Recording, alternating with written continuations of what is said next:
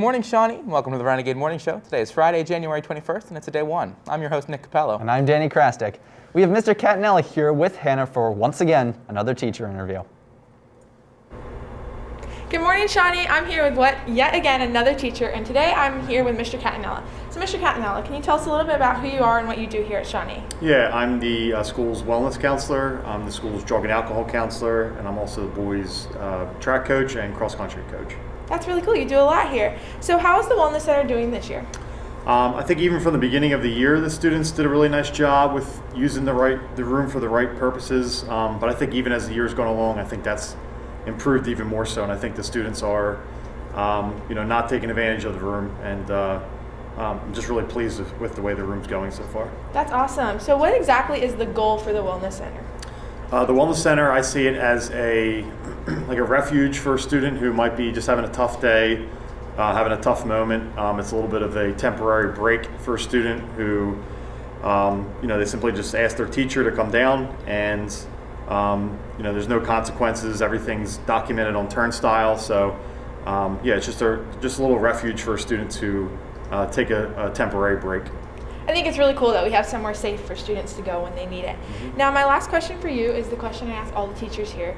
What is one experience in high school that taught you a life lesson?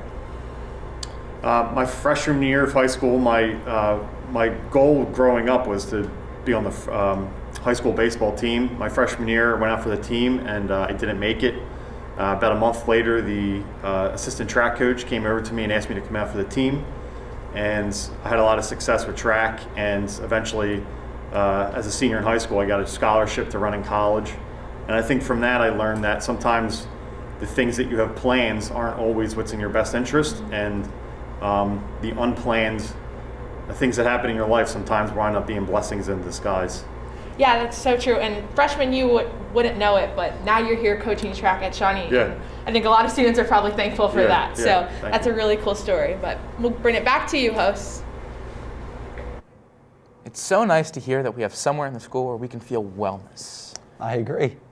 So, did you hear that 2 of our Shawnee teachers just retired? You're right. Mr. and Mrs. Escudero both did. I already missed seeing them in the halls. Hannah made a news pack reflecting on Mrs. Escudero's time here and the friends and memories she made in the Shawnee halls.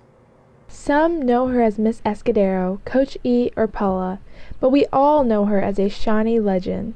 After 28 years of teaching, Miss Escudero has decided to start the newest chapter of life, retirement. I started here in 1985, and I came to Shawnee. It's my sister's school. I graduated from Cherokee, and I've been here ever since September of 1985. I'm not big on me and my awards and all that, so a legacy, I don't do it for that.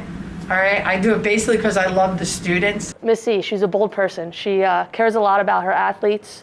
She's a girl mom, so she kind of brings that onto the athletic field, where she brings in her athletes and treats them just like her daughters, and it's a family-like setting. And I tell the kids all the time, make good choices. So I want you to know it's okay to make mistakes, but you just want to limit them. And be good people. And it's okay not to be okay. That everybody's going to have good days and everybody's going to have bad days. She was tough on me, but I think that, grew me into who I am today. She always taught me to put everything I have into something and work hard, and I can do whatever I want if I, work hard and do it the right way.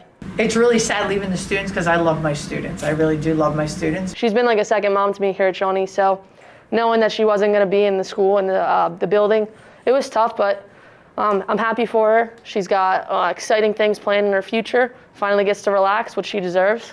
I'm also excited for the new chapter. All right, I do believe God closes one door, He opens another. So I'm ready for the next adventure. I'm gonna see Missy a lot. She's gonna be around a lot. Who knows if she'll come back? She might get bored. But yeah, thank you, definitely.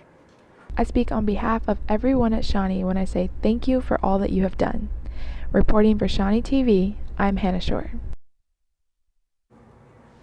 Shout out to Mr. Escudero, one of my favorite people and someone who will be very missed in the Shawnee community. To close out our show, let's go to Denny Talks about movies. That was So over the long weekend, I decided to watch The Tragedy of Macbeth, directed by one of the Coen brothers, but not the other one. Goodbye, Ethan. It's a sad day when one of the Coen brothers retires, but you know what? We're not here to talk about that. We're here to talk about the movie. Is it good? Yeah, it's pretty okay.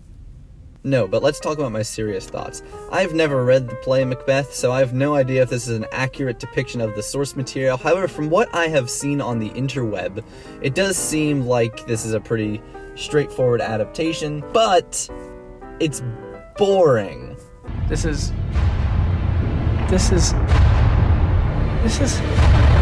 what? This is boring. And very, very slowly paced. Despite the movie not being that long, the movie does feel like it's many, many hours longer than it actually is.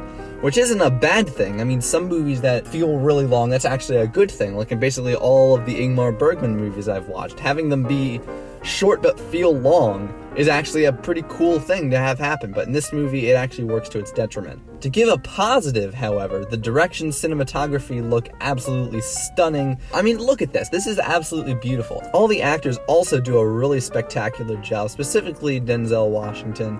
He's the best one. And again, it seems like it's the kind of thing where if you know the source material and you enjoy the source material, you will really enjoy this. But for me, I just thought it was too slowly paced and just kind of boring at times. And so because of that, I'm going to give it a 7 out of 10 because the pros kind of outweigh the cons. Good movie, I would recommend watching it, but it's not one of the best movies of 2021, I guess. Oh, here's another thing I really liked. I really liked the way they portrayed the witches as just being one person, but with like a split personality kind of thing. That was actually a really cool and interesting way of portraying magic and witches in this movie. Danny, if I heard correctly, next year's the 1-year anniversary of Danny Talks Bad Movies. Yeah, that's next Saturday, I believe, is the 1-year anniversary of the very first episode. So, what you got planned? Anything exciting? Well, you'll just have to tune in every Monday through Thursday for the Shawnee Wake Up and every Friday for the Renegade Morning Show. I'm Danny Krastek. And you did not answer my question. Have a great weekend, Shawnee.